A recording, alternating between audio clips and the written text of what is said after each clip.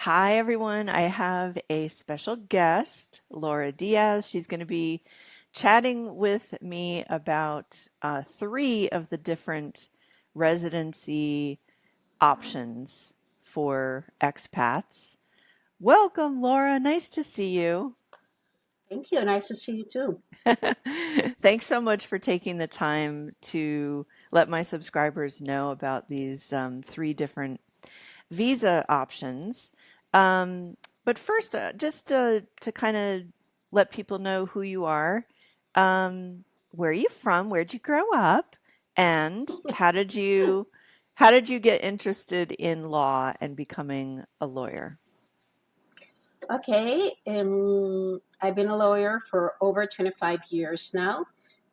I became a lawyer because when I was a little girl and my father is a lawyer, I said that I wanted to be a lawyer at 8 years old. My father laughed it off and he said, "You're too young. You don't know what you want." I was 8 years old. Time went by, and when it was time for me to decide what to study, I never changed my mind. I That's never changed my mind, and I became a lawyer. It took a long time because of some issues that I had in college, but in the end, I managed to get my degree, and I've been practicing law for the past 25 years, and I love it. that's amazing. Yeah, it's and your dad must be so proud. Well, hopefully, I can only hope. And have you always lived in the city? Yes, I have always lived in the city. I'm Panamanian because by law, to be a lawyer in Panama, you have to be a Panamanian citizen. So, yes, I work in Panama. I have always lived here. I travel a lot, but I always come back home. We've met in the city I think just the once. Laura A couple handled of times. my yeah, Laura handled my real estate transaction and and then some other things, questions that I've had over time. But man, living in the city requires a lot of patience and it stresses me out when I'm in Panama City. That said, if I have to drive, I love the city if I don't have to drive. If you can just Yes, walk places and if there was no traffic, it's really nice. it's really I think it's a nice. beautiful city. Um, Whenever it's a holiday that people go out of the city, it's like New York in summer yeah, that everybody lives. The city is great. You can drive around without having these traffic lines, terrible traffic lines. But whenever everybody comes back, it's terrible. yeah, Driving in the city is stressful. That's why Uber and these services are so popular today. yeah, absolutely. All right, so let's start chatting about. I'm not going to cover the pensionado visa because most people know about that. We're going to chat about three different residency visas: the Friendly Nations visa, qualified investor visa, and a self economic solvency visa. I was lucky enough to get the Friendly Nations visa in 2019 when the requirements were very different. I think it We're very required only like a $5,000 bank deposit, and I had to start a foundation or a corporation. And then I kind of was able to dissolve that over time. What are the requirements for the Friendly Nations visa today? For some reason, the government decided to amend the decree that regulated friendly nations visa. Because indeed, you only need to have a corporation or a foundation, a bank account with at least $5,000, and the other requirements, which were quite easy to obtain. Then came 2021. First, and with the previous decree, you could obtain your cédula within 6 months. They gave you permanent status immediately. 2021, they decided to change that. And then they decided that you could apply for this visa for 3 reasons and 3 reasons only. If you have a work in Panama, if you have a fixed term deposit here, or if you buy a property with a value of at least $200,000. Not only that, but now you get a temporary permit for 2 years, and then after these 2 years, you have to go back to immigration and ask for your permanent status. Why? Nobody understands. But they did change it, and of course, it was so attractive because all the countries listed as friendly nations, all the citizens of these countries could opt for this. Now, if you don't have a work in Panama, or if you don't own a property, or if you don't have a fixed term deposit, it doesn't matter where you are, because now you can apply for a similar visa without so many expenses. So why did they change it? Nobody understood, but that's where we are right now. And am I correct in that it was 300,000, right? Initially when they changed it? Properties, 200,000. Oh, I thought it was 300,000, and then at some point there were rumors that it was going to go to 500,000. That's qualified investor. Okay. So the Friendly Nations visa now is a $200,000 real estate investment. It has to be or fixed term deposit or a certificate of deposit. And the banks are not insured like they are in the United States, right? No. I don't know. It doesn't happen much. In our history, I remember no more than 5 banks being intervened by the government. But whenever this happens, people lose big. Because they will appoint a liquidator, and this person will distribute whatever the assets the bank has remain in the name of the bank between all the accounts. There are some differences, because if you had less than a certain amount, you will get 100%. But if you had $300,000, you might receive maybe 10, 15, 20% of your money. Wow. Yes, so that's an issue, but it doesn't happen often. Thankfully. There are huge banks here, and which are very, very secure. They are very solid institutions, and you can always go with the states banks, National Bank of Panama or Caja de Ahorros. They will never go bad. They will never be broke, never ever, because they are the government's banks. They are not very good, but you can always go with that option if you don't feel very secure with going with a private bank. Yeah.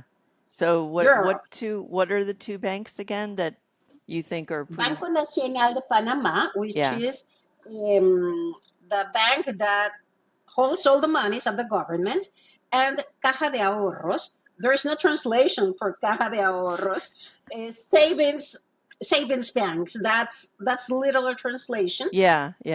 Which are the 2 of the government. They will never, ever lose money, because the government is required to back them up. That's good to know. Which is an option. Yes. Yeah, that's good to know. They're not very good. Whenever you go there, you're going to wait for a long time for someone to see you. Well, actually, that's kind of a side question. I think like when I came to Panama, I didn't understand that opening a bank account was going to be such an issue. Like I had to be introduced to the bank. I had to have an introduction. I had to have like, you know, Where did you open your bank account? well, it was in Coronado, and I was with Multibank originally. And then that branch closed in Coronado, and that made me a little nervous.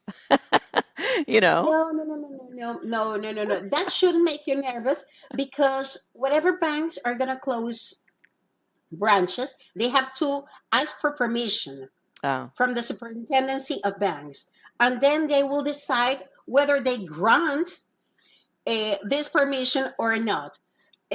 So that shouldn't worry you. Whenever you see that a bank is being intervened, that's when you should worry. Excuse me a little while. So, but closing branches, it's very common. If you ever read the Gazette, the official Gazette, you will see every now and then that different banks, private banks, are requesting authorization to close or to open a new account or to move a branch, excuse me, or to move a branch. They have to. By law, they have to. mm, hmm. Um, so with the Friendly Nations visa, um, is that something, opening a bank account, is that something that the attorney handling the immigration would help a person with, or is that depending on the attorney, or how does that work? After Panama Papers, everything changed with Mm, the opening of bank accounts. Panama Papers is a point in our history that changed everything. Things used to be a lot easier in many areas. Opening a bank account, it was never easy because, Panama has always been a country where everybody comes here. The good, the bad, and the ugly come here. yeah, that's true. That's true. And some come with not entirely legal intentions Hmm. because we have the dollar. Let's remember that only Panama in all of Latin America had the dollar. Today, the story is different. But back then, only Panama had the dollar. So Panama was very attractive for certain illegal operations. Yeah. So it was not easy, but it was not as complicated as it became after Panama Papers. Today, banks are more open to open bank accounts because they need the money. Mm, If you are prepared to show them where you're coming, where your money comes from, your bank statements in whenever you come from, they will open it. They will open it. So it's a little bit easier than it was 5 years ago. Not as easy as it was 10 years ago. mm. So, can someone who's applying for one of the visas, could they do that on their own, or do they need the help of their attorney?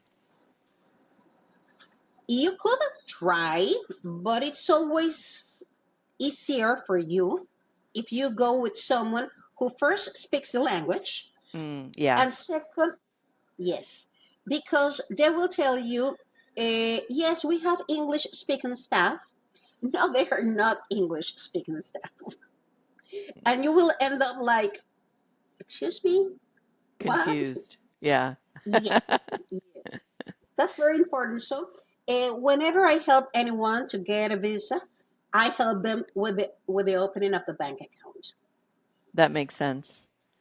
Yes, So, because it's easier. with the Friendly Nations visa, what happens after 2 years? Like, does the person have to have an interview? Are they, is No, it just kind of like pushing the paperwork along?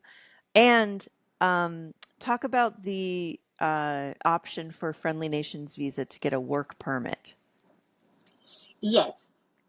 Friendly Nations visa, after 2 years that you have your temporary status, you go back before the 2 years, you go back and apply for your permanent status.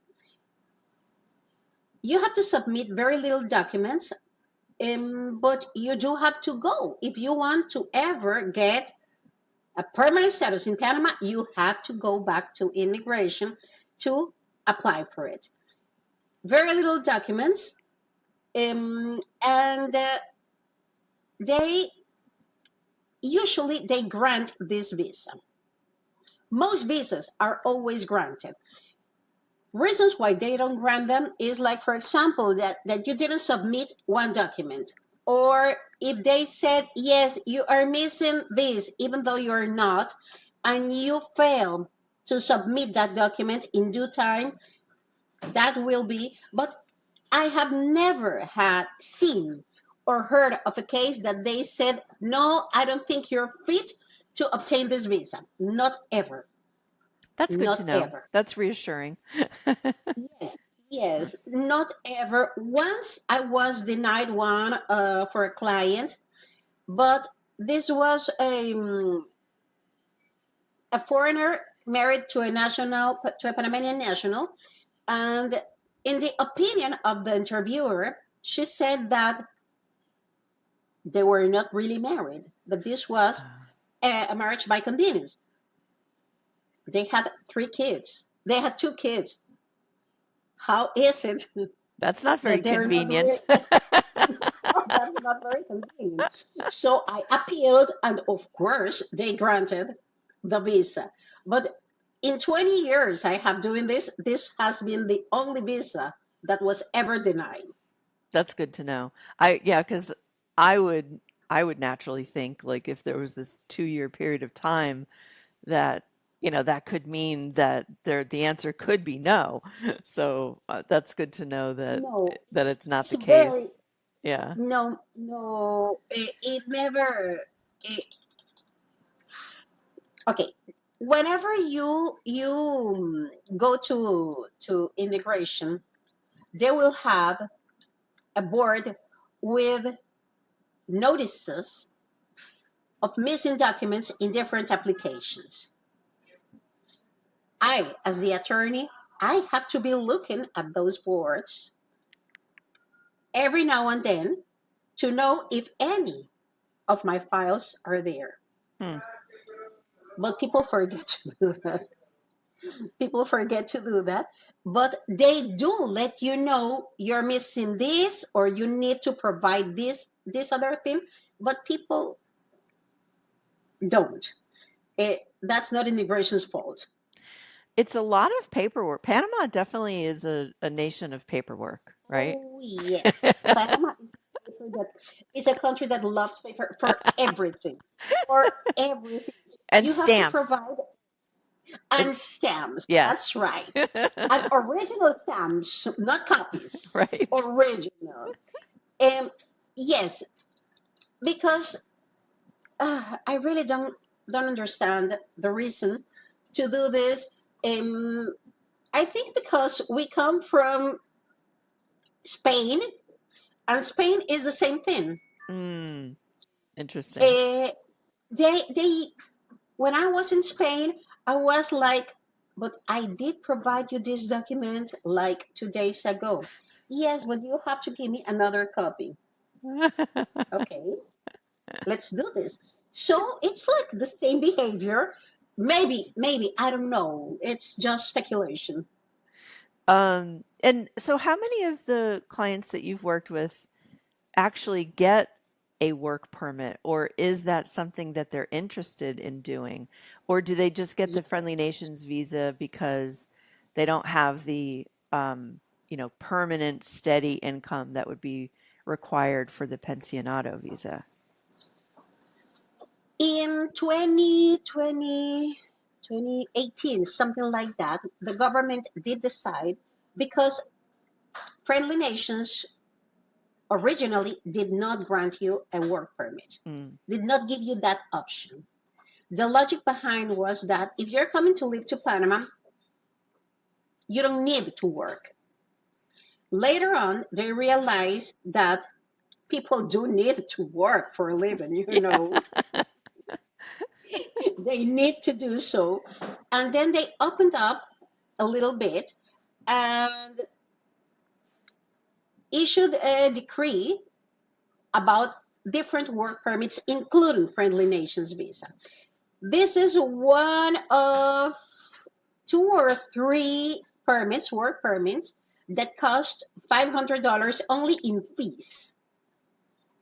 But it's one of the most expensive ones, but it will be forever. You just have to renew the card that they will give you, but this will be forever. Once you get it, it's for life. Hmm. So it's And a good thing. and that's for working physically in the country. I know a lot of people have questions about, like me, when I moved here, I worked online and it was for a global, company that had people all over the world. And I did not need a work permit for that because it was online. Is that correct? That's correct because the permits are usually for work that will be performed or will have its effects in Panama. Mm-hmm. If you work for online, you don't need a permit for that Mm-hmm. because you're not being paid in Panama. You're not employed by a Panamanian company, so you don't need a permit for that.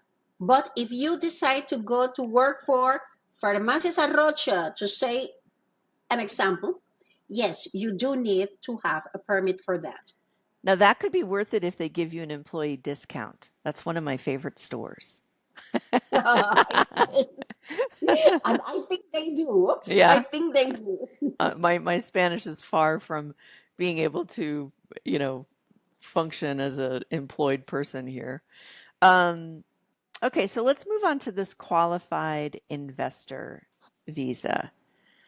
What's the overview of that? Okay, qualified investor is for a certain profile because, for example, friendly nations visa will require the payment per person in immigration of about 800, 850, about less than $1,200 in payments that you have to in things that you have to pay in immigration.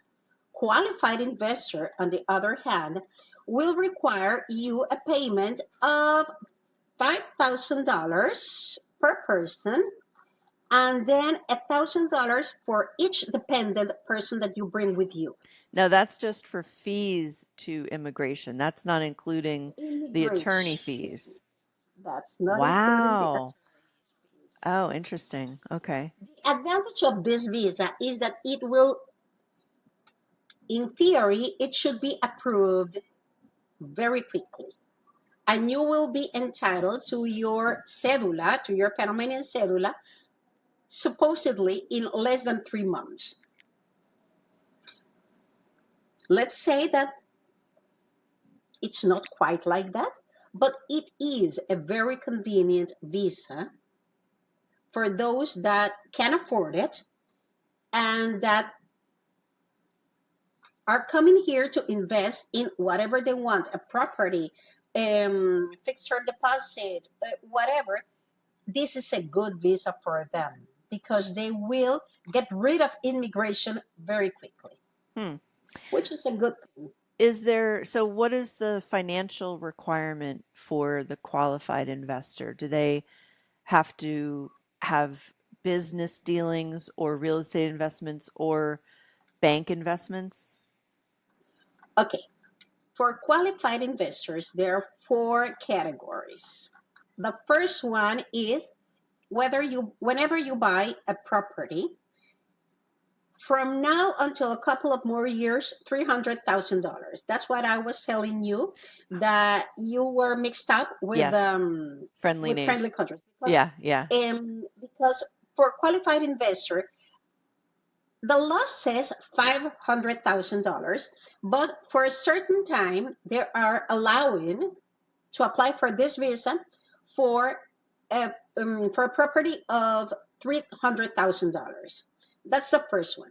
The second one is whenever you are promising to buy a property that you are not the owner yet, but you are promising to buy this property, which can be in 1 year, 2 years. Well, you can apply for that permit now, of course, providing evidence whenever you actually get the property that you indeed bought the property. The third one is whenever you invest in the stock market. I don't know who will come to invest in Panamanian stock market, but there might be some people interested in doing that because, for example, we have Copa. Copa is a very solid investment, Yeah. so you might as well try that. And the fourth one is whenever you have a fixed term deposit, but this one is for $700,000. Oh, wow. It's a very high. So Yeah. that's what I was telling you that this one is for a certain profile and not for everyone because no, not everyone can afford this. Yeah. Yeah. If you come here with a spouse, only in fees you will end up paying more than $11,000. So, what is the benefit of doing that for someone over the Friendly That it's Nations quick. visa? What? That it's quick. It's quick Oh, okay. But and why is that important for someone? because some say I need to get my. For example, I had a client that said, you know what, I need to get my cedula quickly because I want to become a Panamanian national because I want to resign my nationality of origin. Mm. That's what he wanted. Mm-hmm. And he said, I cannot afford to lose 2.5 years waiting to get my cedula with this other option. I need those 2 years. Indeed, he got his cedula in 3 months and he had a Panamanian baby. So 3 years after, and we are waiting for his naturalization to come through. So, the application for naturalization, is it 5 years that you have to be a resident of Panama before you can apply? Yes, Okay. yes, 5 years. But if you have a Panamanian child, Mm. those 5 years turn into 3 years. Okay. That makes sense. Yeah. Yes, yes, yes, yes, because they know that this is for real. Yeah. Yeah.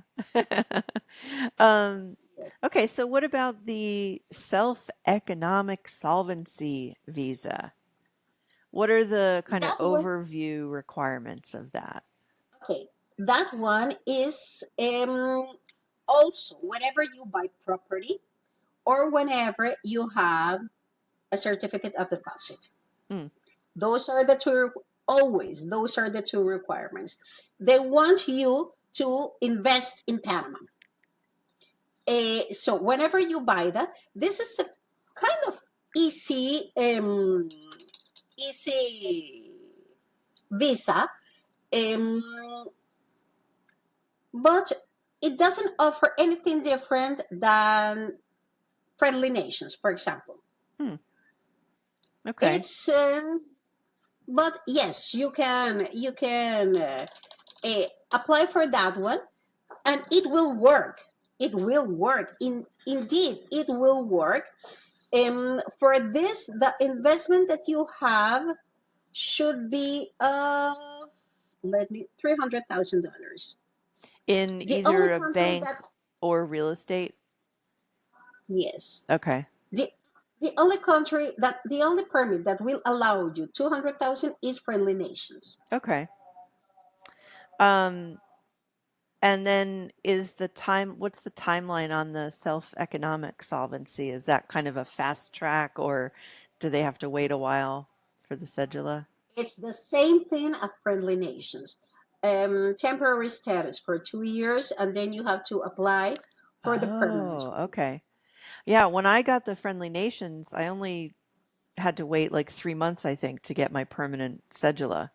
So I was Yes. lucky to get in when I You did. were lucky.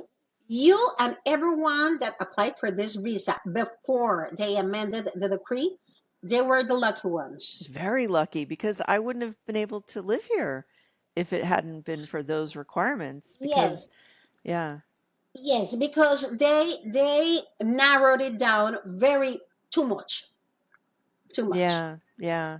There are Well, some people that are interested in coming to the country, and with that change, they do not qualify.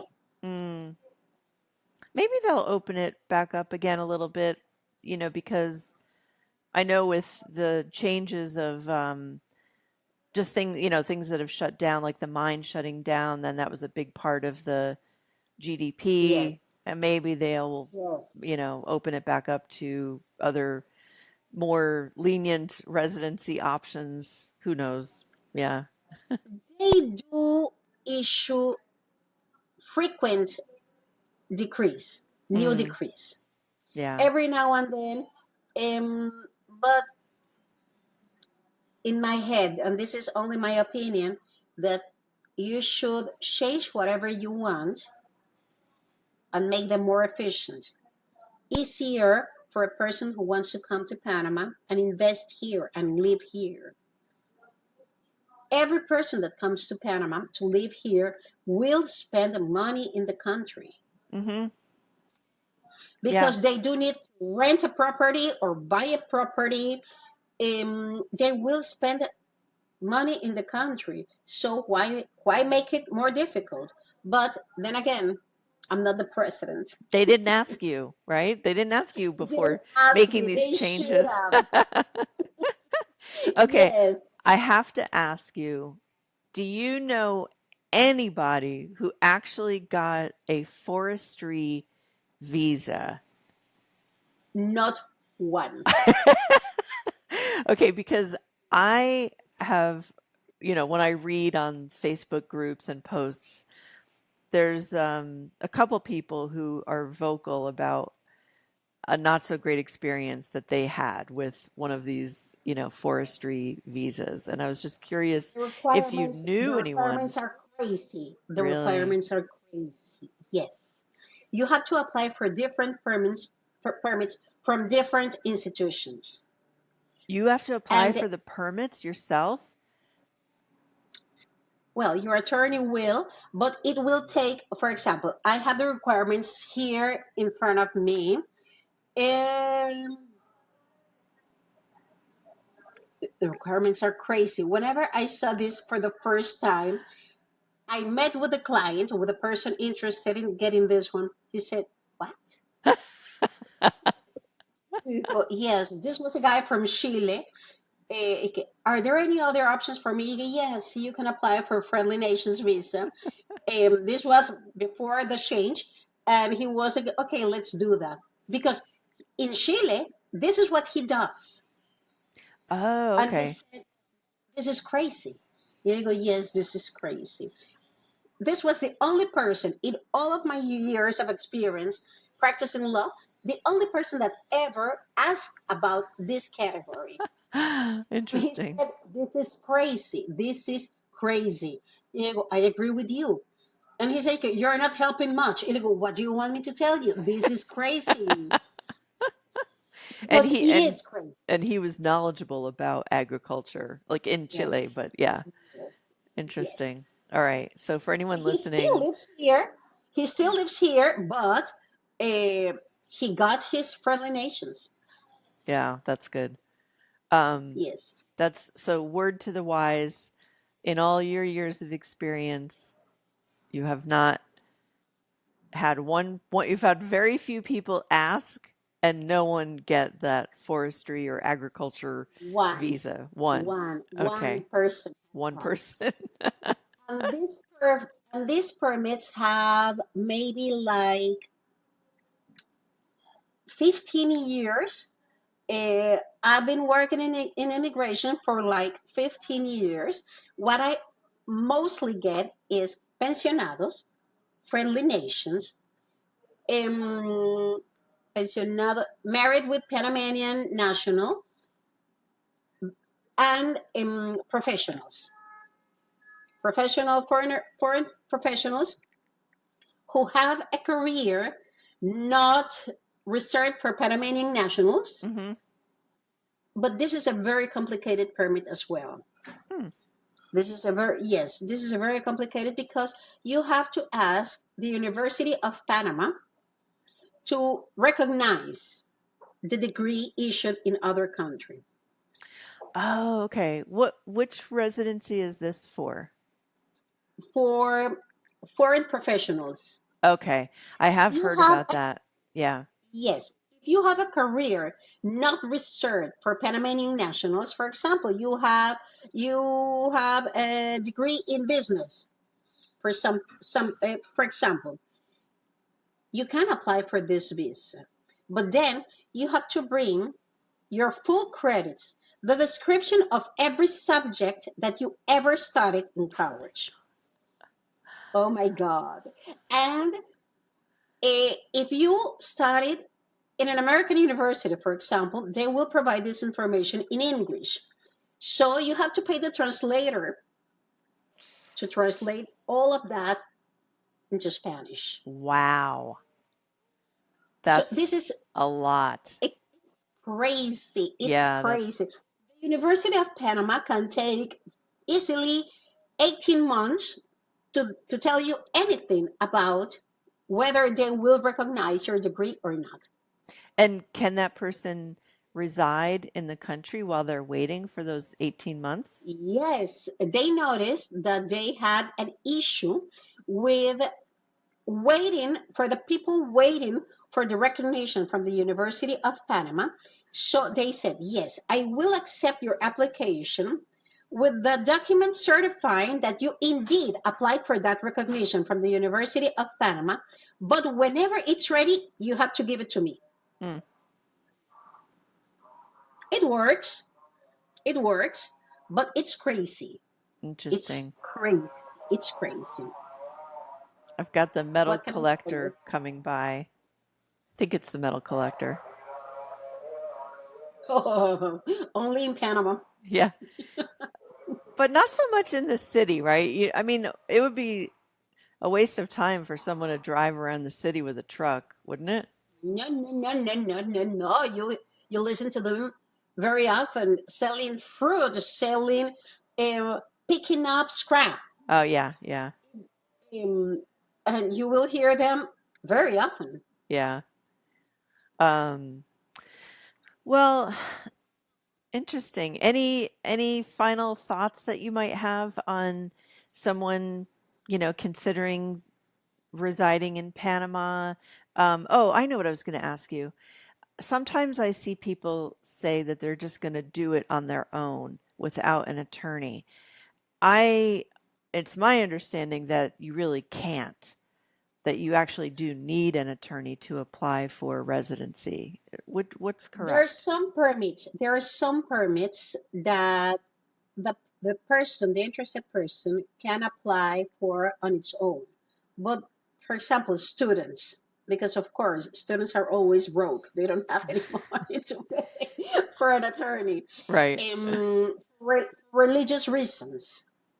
Other than that, you will always require an attorney. Yeah. You will. And it's really best to do that because I see a lot of comments in the Facebook groups about oh, well, I'm coming to the country, and then is there anything I need to do? And that's kind of backwards because you need to do, let's say you're coming from the States, you need to do some certain things while you're in the States to get the process started. So, yeah, Yes, you it's, have to it's, get your FBI record mm, apostilled yeah, or certified by the Panamanian consulate. yeah, And these are things that have to be done in there. mm-hmm, In there.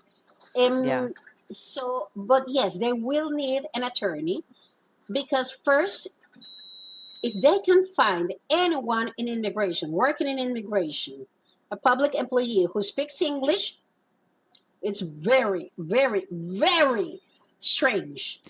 And you, they don't. Sometimes I don't even know what they're talking because it's not Spanish either, and I'm like, excuse me, and I really have to make an effort because you just don't understand them. Now, make them speak English. It's not gonna happen. No. It's not gonna happen, and they like to ask a lot of questions. They like to ask a lot of questions. So you need to speak the language or have someone who speaks the language for you. And It's like that. to clarify that, it has to be Panamanian Spanish, which is different from Yes. other Spanish speaking countries. I've found, yeah. Yes. Yes. I understand that we have a certain way that is different from many other countries. Yeah. They say that we talk very fast. Yes. It must be all the Panamanian coffee that everyone's drinking. Yes, I understand. Everyone says that we speak very fast, and they go Um, like, yeah. I always say despacio, más despacio, and still it's like rapido, rapido, rapido. um, yes. one actual question I wanted to ask was, what's the difference? Are there any pros or cons for someone working with a law firm that has many attorneys working for them? It's more of like a corporate office versus an individual, like you work on your own, right? Are there pros I or have cons many. to that? Yes, of course. One of the biggest pros is that you will have someone that, in theory, is helping you. Because if your attorney is ill, there's supposed to be someone else that will be able to help you. Or this person will have an assistant to be able to respond to your questions, etc. In my experience, I have had many clients that come work with me telling me stories such as I emailed my attorney 3 days and they didn't answer. I called my attorney. I could speak to their assistant. And when they came to work with me, most of them, the first thing that asked, will be able to talk to you? And I said, yes, you will be talking to me. Yeah. Are you sure? Because I don't want to talk to any assistant. And they go, well, you could try to talk with my assistant, but considering that she doesn't speak any English, I wish you the best of lucks. And they laughed, right? But because with a with an independent lawyer or a small firm, you do have the personal service that maybe a big law firm will not be able to provide. Also, let's remember that big law firms have a very high overhead. So they might charge you a little more or a lot more. I don't know, Yeah. depending on the firm that you choose. Of course, I'm not saying that it's bad to work with them because they are very good, reliable law firms in Panama. We have law firms that go back to 100 years in history, in Panamanian history. Hmm. Of course, they are very good. But if you want personal attention from your attorney, not the assistant, you better work with someone smaller.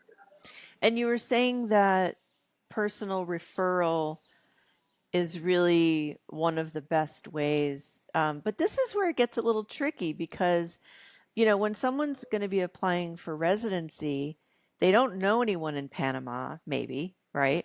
They don't know anyone yet. They've visited a few times, they've done, a little bit of research. Um, and so they don't even maybe know someone that they can trust. And yet, trust is the one thing that you really need for a good qualified referral. When I think back to when I first moved here, um, I and this should have been a clue. First of all, this was a referral to a broker, a real estate broker. The guy who referred someone to me was probably on his third beer before noon at one of the beach, restaurants. That should have been a clue that maybe this wasn't. Maybe. Yes. Yes. Yes. But Having a third beer yeah, before noon. yeah. And then from that realtor who turned out not to be good, and he ended up getting kicked out of, the company that he was working with. But he'd referred me to an attorney for my immigration. And I liked her because she was an individual, not part of a big corporate company, but she was going through a personal crisis. And so the part of me that was empathetic to her personal situation overrode the part of me that should be logical and like, hey, this is your immigration we're talking about. This isn't something to mess around with. So, I mean, I'm pretty sure I'm here legally, but Yes. Yes. It's difficult. In the end, even though it's not foolproof, you have to trust your gut yeah. because whenever you meet someone and you're like, yeah, but no. Mm, and whenever someone is like that, because deep down in our hearts, we know. That is We just very don't listen to true. ourselves. Yeah, We just don't listen to ourselves. But you do know. If you have any doubt, please do yourself a favor and do not work with this person. yeah. That's very, very true. Like just how you said it too, with a little bit of hesitation, like the yeah, no. That's exactly what it is. Uh, I remember once I had to drive he was a young kid back then somewhere, and I had just finished exercising, and I was wearing these clothes. And my son said, please take me immediately. Let's go. And when I was in my way back, this client calls me, this prospective client, I have not met him. He said, I need to meet you right away. I looked at myself and I said, I can't meet with you right now. I'm not dressed appropriately. He said, I don't care about how you look. I need your brain. When I went to this coffee shop, he looked at me and I said, I'm sorry, but I did tell you.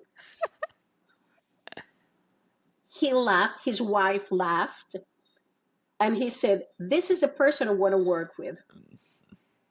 This is the person because she showed up not feeling good about herself with the way she looked, but she's here and she warned us. This is the person I want to work with.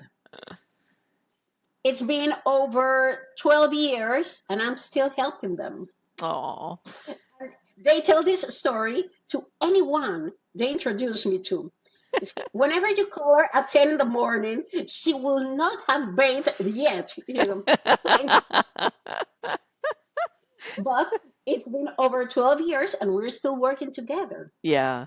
And I do think that's the benefit of like, working with an individual. That's my preference.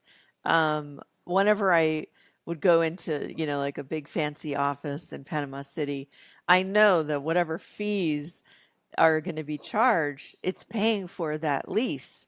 It's paying for, the air conditioning, the All artwork the on the walls. secretaries. Yeah, it's paying for, the snacks and everything. So, and it's just more personal. Like I do like that personal touch. Yes, Yeah. yes, yes. But I'm sure some Many like people that. prefer working with corporations, especially if they're in the corporate world. They might prefer, Yes.